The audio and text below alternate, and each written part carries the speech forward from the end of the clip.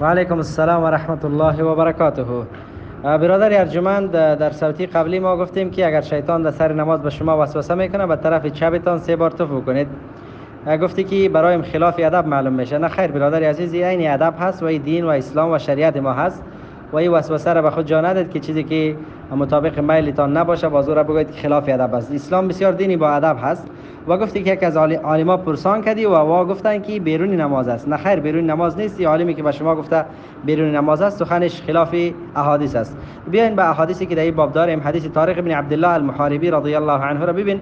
میگه رسول صلی الله علیه و سلم فرمود اذا قام الرجل الى الصلاه، هنگامی که یک از شما به نماز بلند شد، او اذا صلى احدكم، یا که هنگام نماز بود، یعنی در نماز بود، فلا یبزق امامه، و پیش رو تف نکنه، ولا عن یمینه، و به طرف راستم تف نکنه، ولكن عن تلقاء یساره، لیکن به طرف چپ تف بکنه.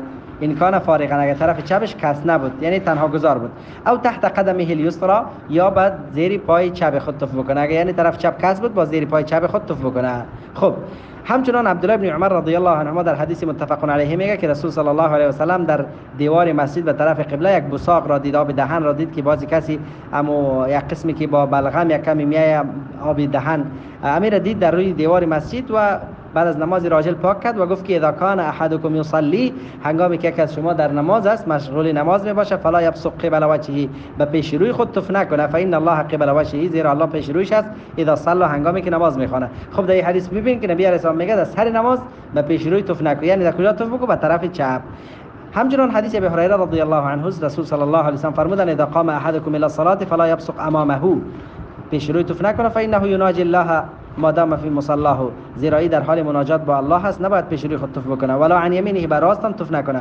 خب چرا؟ به خاطر به طرف راستش یک ملک هست. ولی یبصق عن یساره، در سر نماز به طرف چپ تف بکنه، او تحت قدمه فیدفنها، یا در زیر پای خود تف کنه، خب باز ورد دفن بکنه. این سه حدیث. حدیث چهارم حدیث ابی سعید خدری است. میگه رسول صلی الله علیه و سلم گفت که آیا شما دوست دارید که کسی در شما تف بکنه؟ این کار دوست دارید؟ مردم گفتن نه. یعنی نبی علیه السلام کمی غضب کرده بود، زیرا در قبله مسجد در طرف دیوار مسجد تف دیده بود که یک کسی تف کرده. نبی علیه السلام گفت که اذا ان احدکم اذا استقبل القبلة فانه يستقبل ربه عز وجل، وقتی یک از شما در نماز شروع میکنه رو به قبله استاد میشه، با الله رو به قبله هست، یعنی الله به پیش رویش است، لہذا به طرف قبله تف نکنه.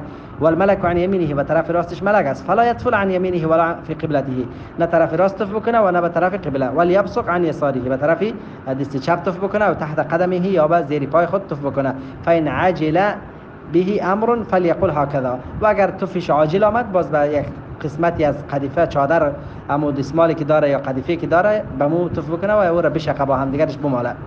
این چهار حدیث. حدیث پنجم حدیث عثمان بن ابی العاص رواه مسلم است که رسول صلی الله علیه و سلم را پرسید که یا رسول الله، ما همیشه در نمازم شیطان به ما وسوسه میکنه، بین نمازم و بین قرائت ما و ما وسوسه ایجاد میکنه، ما چی کار بکنم؟ نبی علیه الصلاه و سلام میگه که شیطان است، نامش خنزب هست.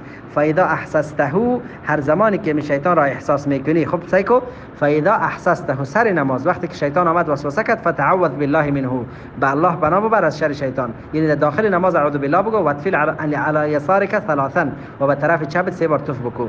قال ففعلت ذلك فاذهبه الله عني. عثمان بن ابی العاص میگه که من کار کردم، شیطان دیگه به ما وسوسه کرده نتونست. پس احادیثی به شمار داریم دلالت به این میکنه که نماز در سر نماز تف کردن ثابت است. این کسی که میگه که نه نماز در سر نماز تف کردن نیست، بیرون نماز است، سخنی از او خلاف احادیث است. امید است که شما این احادیث به مناسب برسانید و بگویید که مناسب در احادیث خود داخل نماز آمده. این که تا هنوز نشنیده بودی مشکلی خودت بوده. ان شاء الله که بعد از اینکه رسید برایت، به خاطر از اینکه در قصال به مردم نگفته بودی، به مردم را برسان تا این گردن خلاص شود.